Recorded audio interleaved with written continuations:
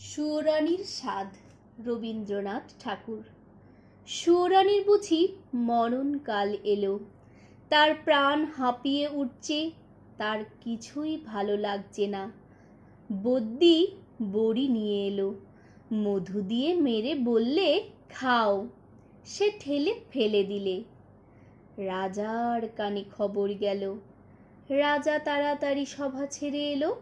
পাশে বসে জিজ্ঞাসা করলে, তোমার কি হয়েছে, কি চাই?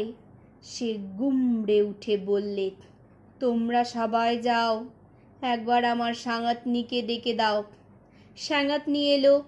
রানী তার হাত ধরে বললে, সই বসো, কথা আছে। সাঙ্গাতনি বললে, প্রকাশ করে বলো। সুয়োরানী বললে, আমার 7 মহলা বাড়ির এক ধারে 3টে মহল ছিল।